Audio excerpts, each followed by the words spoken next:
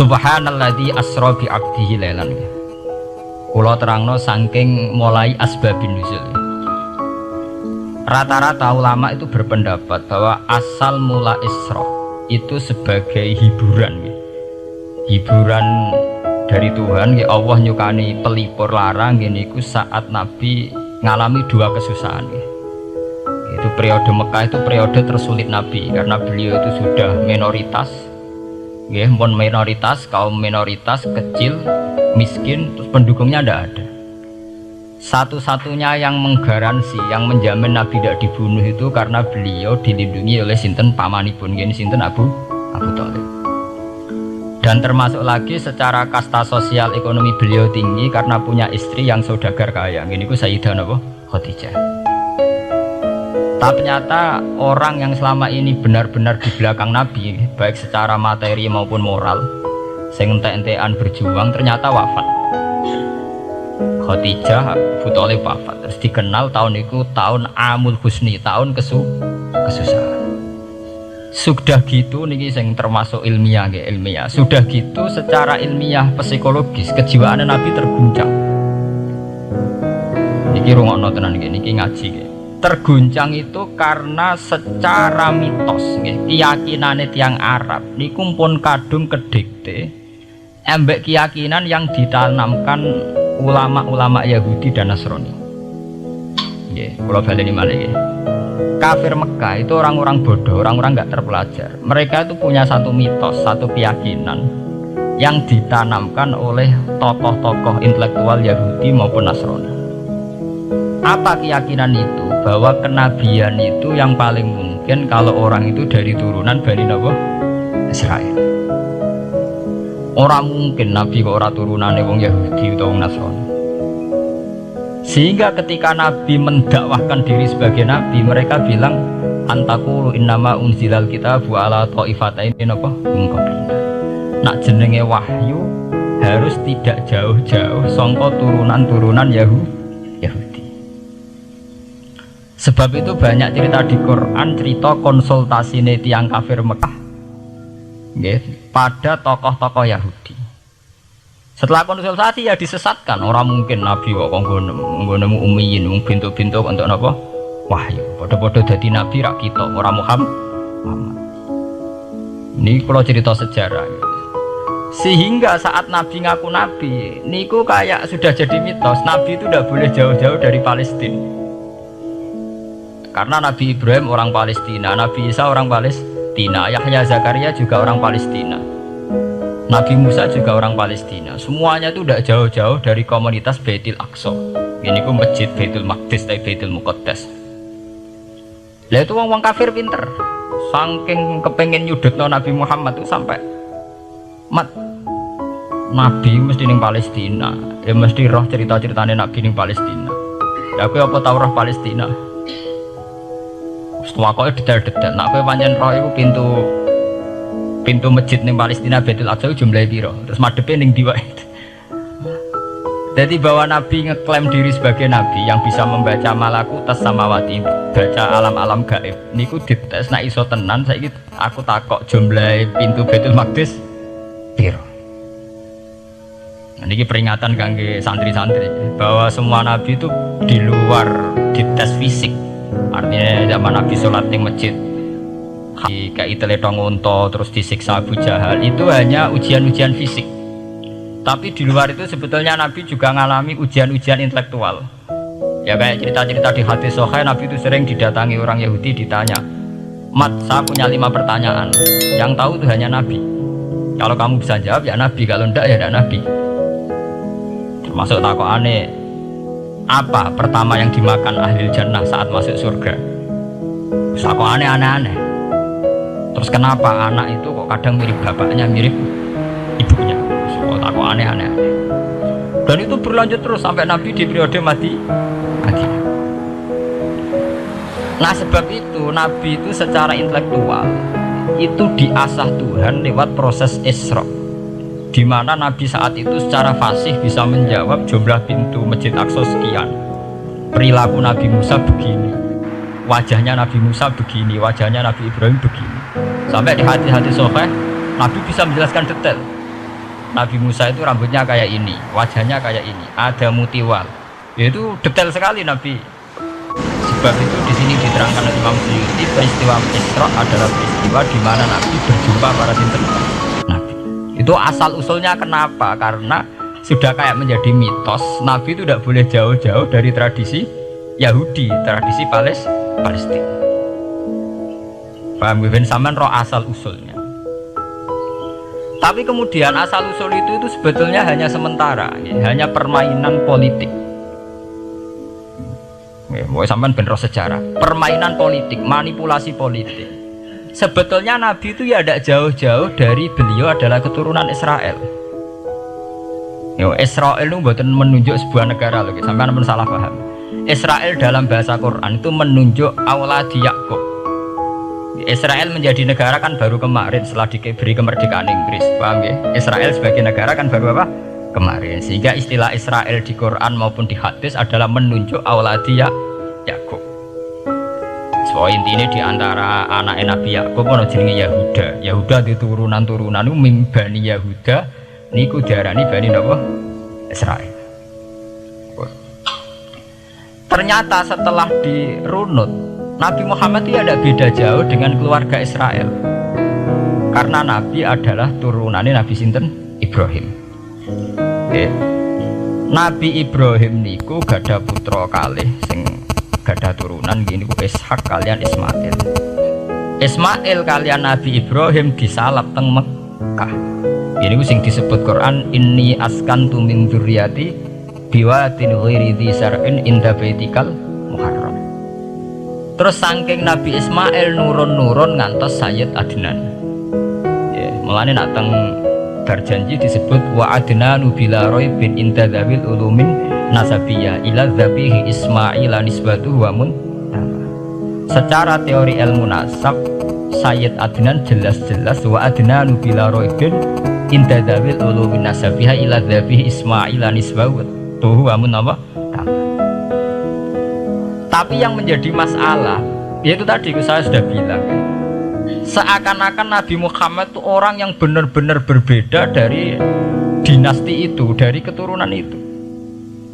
Karena orang Yahudi, orang kafir Mekah di kepentingan menggagalkan kenabian Muhammad, sehingga dilecehno Muhammad bin Abi Kabsah.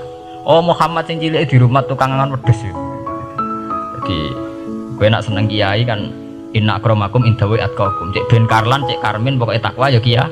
Ya, itu enak lagi gedeng kiai iku kan. Anake Karlan ya kakean tingkah. Lah dhisik wong Mekah ya ngoten niku. Jadi nak muni Muhammad bin Abdullah bin Abdul Muthalib cek terhormat. Mereka adalah orang-orang bangsawan di seputar Quraisy. Nabi itu kastane Quraisy. Jadi kalau Muhammad bin Abdullah bin Abdul Muthalib cek ketok terhormat. Wong kafir pinter nang istilahna orang Muhammad bin Abdullah. Muhammad bin Abi Kabsah. Mergo cilike Nabi tau dirumat. Cara kene ya Karlan ning penjara desa. Mulane Nabi tau angon wedhus, mergo tau de bapak angkat sing tukang napa? Wedhus. Lah wong Mekah pinter, dididik wong Yahudi.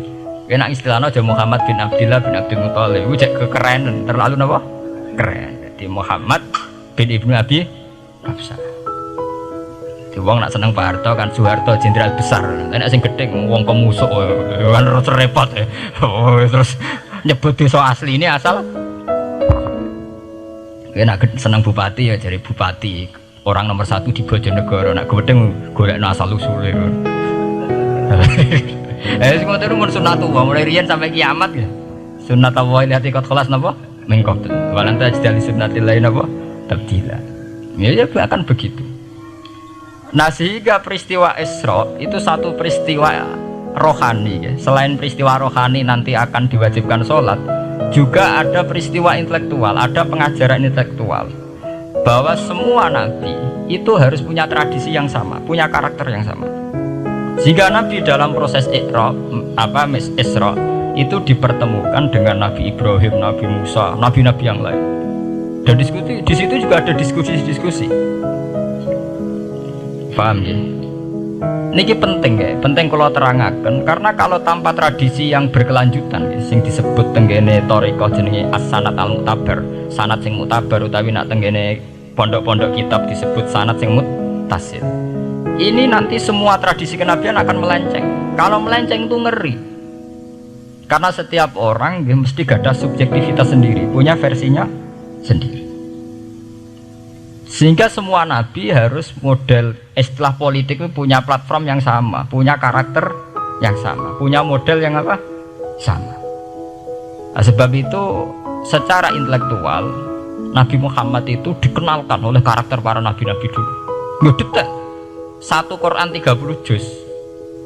Andai kan sampai hafal Quran, sampai ngurunut sejarah, coba. Kita ini kan kadung dibentuk, artinya kita ini ya alhamdulillah sudah kadung kebentuk, tahu sejarah para nabi.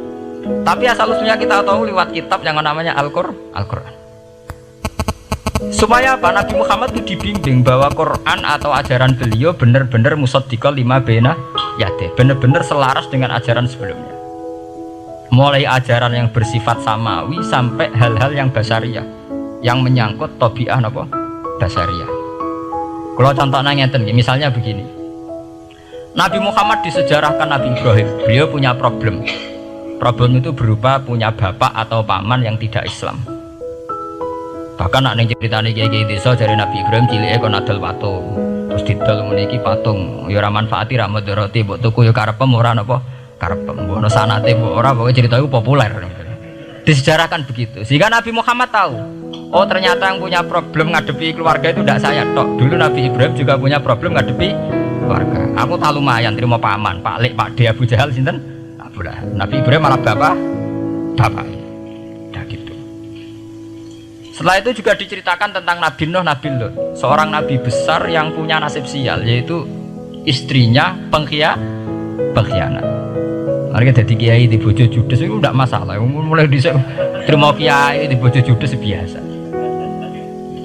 Ya itu tadi Nabi Nuh, Nabi Lut itu lebih ngeri ketimbang itu di bojo napa? Mboten kebenaran. Kita kan paling dicoba bojo judes kan ringan banget. Paling banter mecano piring gelas itu murah banget. Begitu terus. Nabi Musa aja begitu. Diceritakan Nabi Musa, beliau adalah seorang sosok Bani Israel yang temperamental. Ya basariah sekali, saking temperamentalnya ketika tukaran ya jotos. Karena nak kiai temperamental kadang jotosan, ya ono sanate ya Nabi Musa nak tukaran ra cocok napa? Jotos. Fawakazahu Musa faqada alai. Artinya ya basariah sekali. Cerita ABG ini kubire nggih wonten saat beliau melarikan diri, lalu ketemu cewek loro. Ya rawan tise barang Nabi Musa waduh mari maksiat ae terus kok. Wadek gak jam mlaku ning ngarepku. Nah kena angin aku roh sikile mari nafsu. Aku nabi kok nafsu barang kan ra pantes. Nah ngono kayak mlaku guriku. Ya basariah sekali itu sampai detail. Terus ketika itu terus disuaka politik oleh Nabi Syuaib. Sehingga menjadi tradisi bahwa semua nabi akan mengalami problem dengan kaumnya. Kemudian disuaka politik oleh komunitas yang berbeda, yaitu komunitas Syuaib itu di luar pemerintahan Fir'aun. Sama seperti yang dialami Nabi Muhammad, komunitas Mekah itu menyiksa Nabi, bahkan mengimbargo sinten Nabi. Semua aliran dana, aliran ekonomi, akses dana, akses makanan itu ditutup di Mekah. Sehingga Nabi sampai dahar dedaunan, fisik bil jibali napa Mekah.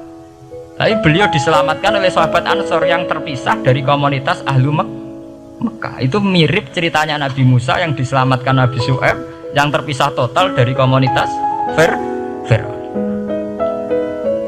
Ini penting kalau ulang kembali sehingga karakter-karakter kenabian itu tidak rubah. Karakternya sama. Sehingga setelah kita mengenali karakter para nabi, kita mudah sekali mengenali nabi palsu. Paham ya? Mulane kalau nabi palsu paling seneng musodek, ketara palsune. Lah sing repot sing ora ketara, mergo jenenge Ahmad Muhammad tak mirip. Mulane nek kowe jeneng supaya ora ngaku nabi jenengno Kartolo. Mergo nek Ahmad bin Gulam ra jenenge Ahmad.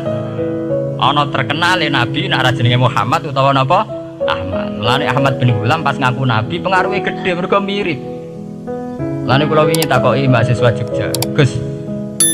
Cara jenengan jeneng Jawa mbek Arab apa iki?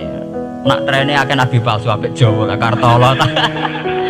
Karena secara kriteria kenabian ndak akan masuk. Nah anak jenenge Kartolo atau Karmin itu ndak akan masuk kriteria wong sing bakal dadi nabi. Lah anak jenenge Ahmad tak mirip-mirip nabi. Oh Ahmad Hulam bin Mirza wani ngaku nabi mergo jenenge Ahmad. Musaddiq ya mergo musaddiqal lima bena ya kan. Lah anak Kartolo, Karmin, Karlan agak ono. Mulane saiki sing jenenge Jawa kudu syukur. Akan terbebas dari mengaku napa? Nabi. Lho syukur kan gak akan salah. Di barokah sampean jeneng Jawa, orang-orang ngaku napa? Nabi. Selamat. Kudu syukur. Paham ya? Nggak apa-apa, itu harus dinikmati. Itu tadi ya, karena Nabi itu punya karakter yang sama, punya tradisi yang sama, yang mirip-mirip. Itu kenapa Quran berkali-kali menceritakan sisi-sisi kenabian Nabi di luar Nabi Muhammad. Karena biar karakter Nabi Muhammad terbentuk, ya, terbentuk dengan karakter Nabi sebelumnya, tidak melenceng. Kemudian tuh ditiru oleh ulama kita. Kita punya guru punya guru lagi, punya tradisi yang sama. Nak mulang kudu istiqomah, santri loro lah kudu diulang. Nak sedadi kiai aja mripat ijo nak roh dhuwit. Wis pokoke dilatih. Tapi dari kiai saiki orang mripat ijo, mripat abang. Mergo dhuwit saiki abang. Dhisik dhuwit paling gedhe rak 50.000 iku rak ijo. Lah saiki 100.000 abang. Lah saiki nak nasihati nak roh dhuwit aja mripate abang. Mergo ijo wis gak akeh saiki. Paham napa? Kena akal-akalan ngoten nyen repot. Tugare kula di santri dablek nek di bojo aja moro tangan. Kula mboten moro tangan, kula saduk, moro sikil. Kena anekdot ngono rusak. Adu-adu ning bojone. Bojone loro, bareng bojone muwak. Kowe jare rabi Pak ning jowo, bojone jare loro fitnah. Sing bener telu. Ayo kan repot. Ketemu cangkem elek rusak kabeh. Fitnah udah nak loro. Sing bener apa? Telu. Lah sakniki mun politik ngoten gale saya sebagai pejabat tidak pernah mengkorupsi 1 sen pun uang rakyat. Wong edan tapi korupsi ya sak sen. Ngomong ra waras tapi korupsi napa? Sak sen. Ngono miliaran tok. Korupsi napa? Sak sen. Ya mesti ae. Ayo, jadi zaman akhir ini kayak zaman dhisik, kayak Abu Nawas kabeh. Jadi apa-apa niku mun mboten karu-karuan. Mun. Wah itu permainan kata begitu niki kula penting kula terangkan ya. Saya sebagai ahlul Quran, orang yang banyak baca Quran ya. Itu kita akan tahu betul betapa parahnya ya, atau akibat negatifnya dari permainan kata itu. Dan itu dilegalkan Quran, disahkan Quran dalam beberapa ayat. Yaqulun apa yuriduna ayutfi'u nurallahi bi afwahihim. Orang-orang Yahudi, Nasrani, kafir Mekah itu ingin sekali membunuh Islam lewat permainan kata bi afwahihim. Yaitu tadi misalnya kalau Muhammad bin Abdullah bin Abdul Muthalib itu kelihatan keren karena masih Bani Quraisy. Tapi kalau diistilahkan Muhammad bin Abi Kabsyah, wah Muhammad sing anake Karlan iku ora ummiyin. Balik dadi wong alim terus diistilahno bapakmu sing cilike iku angon wedhus. Ya terus repot terus ajur kah? Kabeh. Itu biafahim. Efektivitas biafahim itu sampai tenggene tarikh Suyuti wonten keterangan wa min dzalika irtadda jam'un minas sahabat. Dari permainan kata yang ditanamkan orang Yahudi itu sampai banyak sahabat yang murtad. Istilahnya itu jam'un minas sahabat. Meskipun setelah murtad itu ya divonis tidak sahabat. Misalnya menyangkut nasa mansuh. Orang Yahudi pinter, du'afaul muslimin, orang-orang muslim yang imannya masih lemah. Delok le nabimu, wong kok pelin-pelane ngono. Dhisik Ka'bah madhep Baitul Maqdis. Iku wis bener iku, mergo kiblate Nabi Musa. Nabi-nabi dhisik kiblate Baitul Maqdis. Nah saiki gara-gara dekne kangen keluargane manjen dekne cak Mekah, saiki kangen Mekah. Terus kon manggon omahe buyut-buyute. Dan saya kiblat dihadapno omahe buyut-buyute. Kangen-kangene dhewe di urusan kiblat jare. Jadi pas Nabi itu masih di Medina. 16 bulan Nabi salate madhep Baitul Maqdis. Suatu saat tok wahyu falan waliyanaka kiblatan tarduha. Fawalli wajhaka satral Masjidil Haram. Sakniki kan madhep teng Mekah. Sajane iki normal saja. Artinya normal ya normal. Tapi orang Yahudi memanipulasi bahwa itu fakta bahwa Muhammad itu memimpin agama dengan cara tradisinya sendiri. Mergo dekne kangen keluargane ra iso mulai. Terus sholat madhep daerahe dhewe. Nggo pelipur lar. Jadi sahabat sing doa fal muslimin diangen-angen ya iya. Dan ini kula peringatan tentang santri-santri ya. Sebab itu kalau sampai jadi kiai itu santri harus punya wawasan intelektual yang luas. Semenjak itu Quran mewahyukan secara nalar sejarah. Ya ini sing disebut ayat inna awwala baiti wudi'a lin-nasi lalladzi bi Bakkata mubarakah wa hudal lil alamin. Fihi ayatum bayyinatum maqamun apa? Akhirnya Nabi Muhammad nantang ning tokoh-tokoh Yahudi. Apa salahnya saya punya dua kiblat?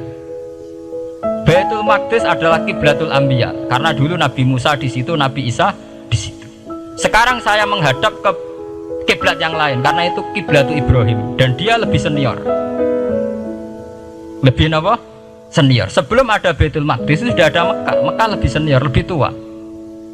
Terus disebut fihi ayatum bayyinatum maqamun apa? Ibrahim.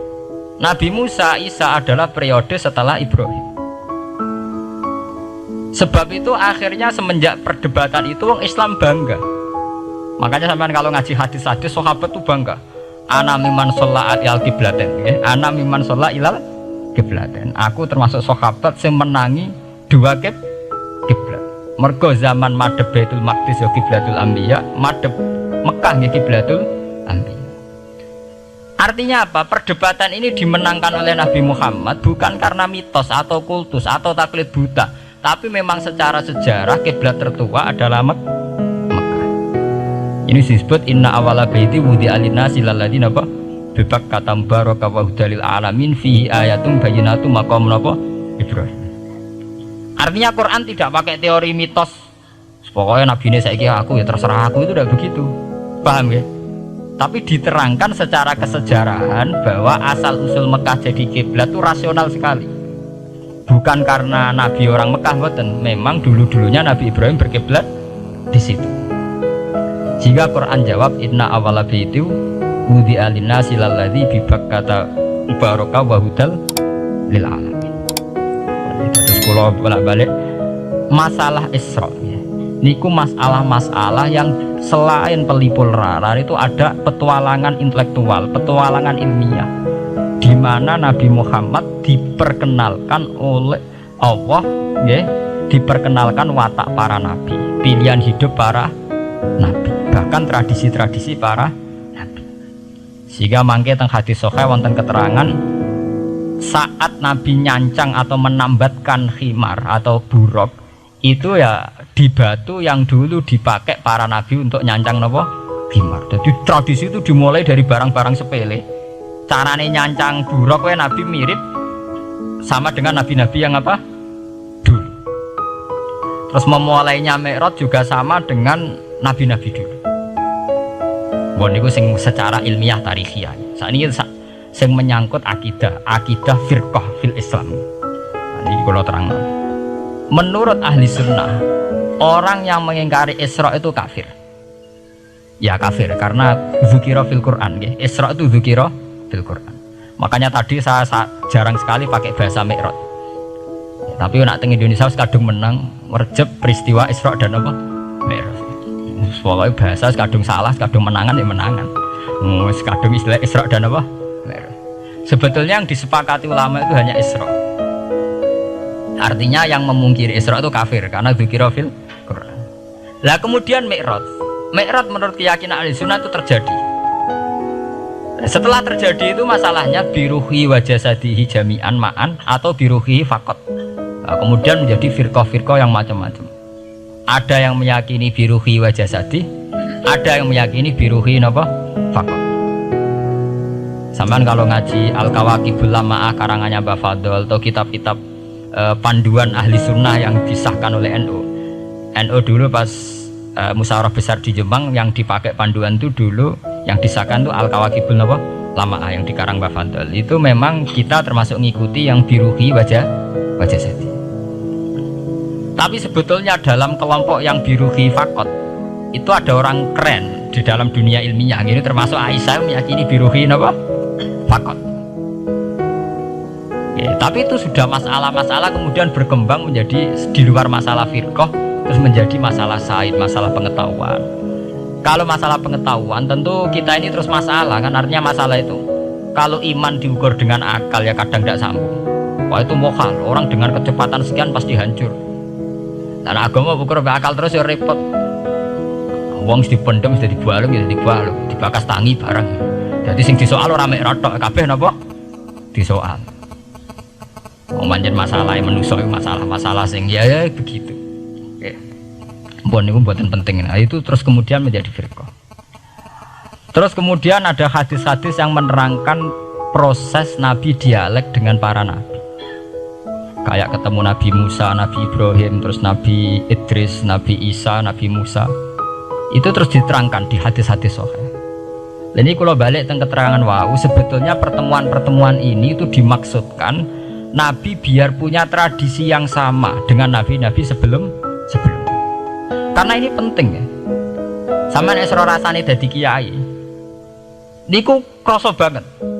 Misalnya kita akan dididik ala pesantren misalnya. Kita punya kiai-kiai yang punya tradisi. Misalnya nak rawong nakal, wong minum, astagfirullahaladzim, wong kok ngono kan gitu. Ya hanya begitu. Sehingga wis kaya identik angger kiai NU atau amalia NU iku rawani naboki wong sing nyabu. Ya rawani nyaduki wong sing lagi minum. Kemudian itu dianggap satu kekurangan atau apa, walhasil kemudian lahir kayak FPI, orang yang tidak menerima metode itu. Tapi sudah kayak ada janjian tuh begitu. Kiai paling anti kemungkaran lah itu. Masa kiai paling kerengo sapa mbok terkenal kerengo. Mereka tidak punya catatan repot bahwa mereka pernah jotosi wong minum. Masih sing sering jotosi santri lah itu tetap rata wono terkenal jotosi napa? Wong sing mabuk, wong sing minum. Itu sudah kayak tradisi. Dulu zaman Basim Asari Jombang terkenal ijo be abang, sing abang ya abangan tenan. Sing ijo. Tapi tidak ada catatan sejarah kiai jotosan be pemabuk. Ya memang kayak kita sudah punya tradisi nak roh kemungkaran itu menang kalah itu lewat proses bil hikmati wal mau'izatil hasanah. Kita ini kayak punya tradisi nak roh kemungkaran milih model Nabi wa mahdi qaumi fa innahum la ya'lam. Itu ya kayak ada janjian begitu. Meskipun kita sebagai orang alim ya tahu nahi mungkar itu wajib. Nahi mungkar itu begini-begini, tapi ya praktek kita tidak pernah begitu. Kalau di Timur Tengah kebalikan. Mana ada terima karuan wong nakal. Podo soleh beda aliran halal dibunuh. Sehingga wong Sunni yang ngalalo dari wong Syiah yang ngalalo dari apa? Wong Sunni. Ya sudah kayak tradisi. Sampai anak mau kitab fikih khas Arab. Mau biasa muni wong ngene iku muhaddarun dawu. Padahal ya wong soleh, wong Islam di mazhab apa wis disebut darun apa? Sehingga kita itu tadi kita punya tradisi. Saya tuh kalau sedang tahajud, matehai para wali-wali songo atau apa, itu yang terpikir di saya itu hanya satu. Agama Islam itu lahir lewat Quran dan hadis. Tapi kemudian tahu-tahu tetap berimprovisasi, berkembang sesuai tokoh yang membawa. Sampai kalau melihat Islam di India dulu sampai perang besar-besaran, kemudian zaman Abul A'la Al-Maududi, zaman periode Muhammad Iqbal, sampai India pecah, kemudian jadi Pakistan yang bernegara apa? Islam, karena banyak konseptor Islam yang tidak setuju negara sekuler. Akhirnya mereka misah jadi negara Islam Pakistan. Kemudian Timur Tengah juga begitu. Karena Timur Tengah sudah Islam semua, masalahnya itu diislamkan ala Sunni atau ala Syiah. Iran menjelma sebagai aliran Syiah. Yang Sunni dianggap sesat, halal darai. Irak zaman Saddam Hussein pemerintahan Sunni. Sing Syiah dibantai, sehingga wong Kurdi do mati. Era Saddam keok gentenan Saddam sing di. Makanya kalau saya ngaji di Jogja, seminar di Jogja bilang, kita ini harus bersyukur. Kita ini punya tradisi konflik yang terbaik di dunia. Enggak, kita ini punya tradisi konflik yang terbaik di dunia. Sampai nak Isra Ikhwanul Muslimin teng Mesir, Badan Intelijen Nasional atau Badan Stabilitas Nasional, Bakor Setanas atau itu harus terima kasih sama tradisi tokoh-tokoh Islam di Indonesia. Lepas dari kita setuju tidak setuju itu terserah, tapi kita punya tradisi konflik yang paling baik di dunia. Kurang bencinya Gus Dur sama FPI atau FPI sama Gus Dur, paling mereka ya, adu statement di depan wartawan. Itu bagus sekali. Caranya ngarap wis tembak-tembakan. Kita punya sejarah. Secara pesantren saya itu punya sejarah panjang. Zaman Mbah Imam beda dengan Mbah Zubair, zaman Kiai Memun beda dengan Kiai yang lain. Paling adu statement saat ada tamu itu paling bagus. Kita punya tradisi konflik paling bagus di dunia. Kayak apa mangkalnya orang NU saat Gus Dur diimpis, dipecat. Tapi habis itu ya sering seminar ketemu Amin Rais. Ya mereka adu polemik, ini tidak konstitusional, ini apa. Gus Dur nggak jurus dekret, sing sitok nggak jurus sidang istimewa. Kurang serem sidang istimewa dilawan sidang luar biasa. Pokoknya agak istilah sing serem-serem. Tapi tidak saling bunuh loh, sampean harus syukur. Selama ini orang awam sering bilang, loh kiai kok tukaran. Sampean bandingkan di Timur Tengah, jenenge tukaran mesti tahdirudam. Para polisi, para badan intelijen, para yang menjaga stabilitas negara ini harus terima kasih sama tradisi tokoh-tokoh Indonesia. Yang namanya di Mesir, di Irak, di mana-mana jenenge tukaran mesti melibatkan pertumpahan darah. Saat Arab Saudi jadi Wahabi itu besar-besaran pembunuhan apa pengusiran orang-orang Sunni. Tapi di Indonesia enggak, di anarkis. Paling itu tadi adu polemik. MLB dilawan MLB itu masih keren sekali, tidak apa-apa. Itu lebih baik ketimbang adu jotos atau adu hizab lah. Itu masih bagus. Nenda ini sampean biar paham, biar syukur jadi bangsa Indonesia. Kita punya tradisi konflik yang baik. Sampean nek setelah peristiwa teng Irak, ya, teng Sudan, teng Khartoum, teng Darfur, itu kan orang Islam semua. Gara-gara beda madzhab saling bunuh. Di Mesir ya gitu, Ikhwanul Muslimin dengan pemerintah dan sebagainya. Hatta sebesar Sayyid Qutb, sing tokoh populer mohon gak budutnya buatan jelas. Di Indonesia bagus sekali. Kita menangi zaman secara sejarah ya. Kita menangi bedanya dulu Ahmad Hasan dengan tokoh-tokoh NU. Kulo nu menangi secara sejarah sering baca. Terus zaman anyar-anyarane NU asas tunggal, bedanya Gus Dur dengan Kiai As'ad. Samangke bedane PKB dua versi. Mereka menyelesaikan secara beradab. Lewat pengadilan, kok pengadilan kalah lewat MA, beradab sekali. Kita harus bersyukur. Dibanding penyelesaian konflik kayak di Irak kemudian ngundang Amerika, akhirnya sekarang kacau baru. Di Timor Leste yang latihan bikin Ramos Hurtadi sudut. Indonesia paling banter ngobong foto di SBC.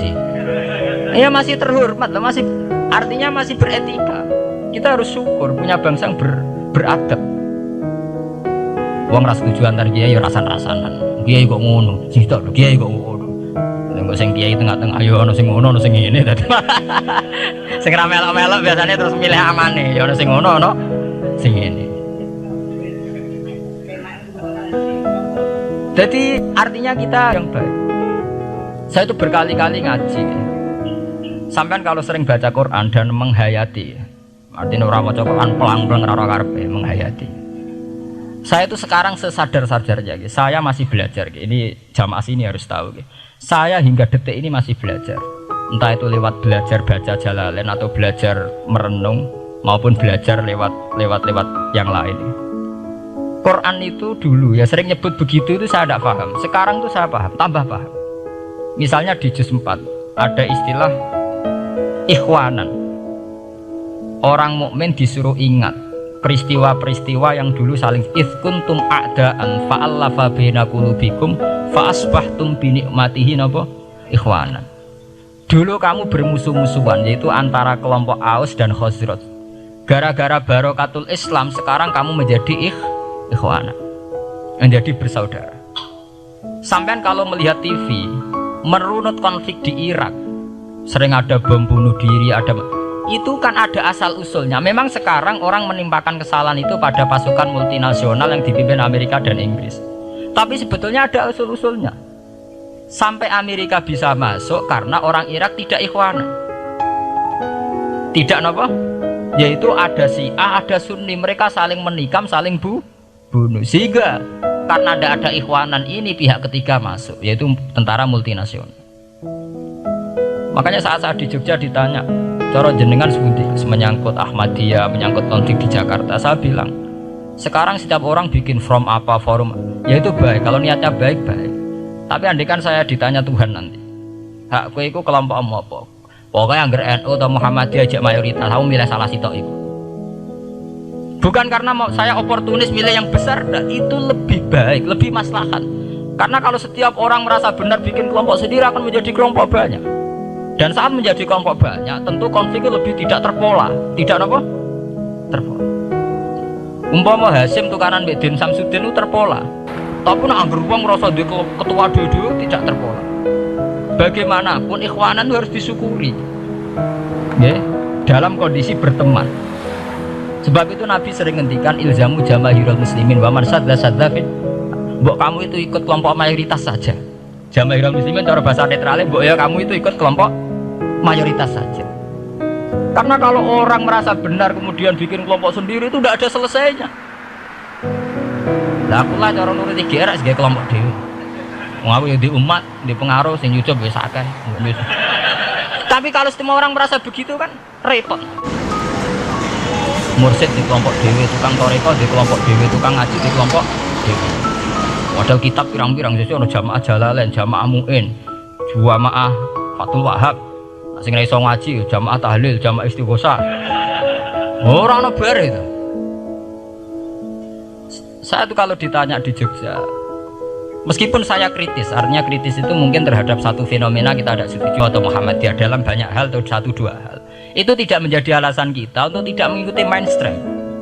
Karena kalau mainstream ini dilanggar, itu kita tidak akan ikhwanan.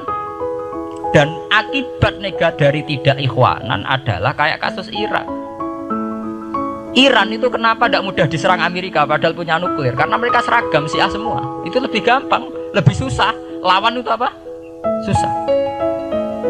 Arab Saudi juga mudah diadu karena karuan seragam Wahabi semua.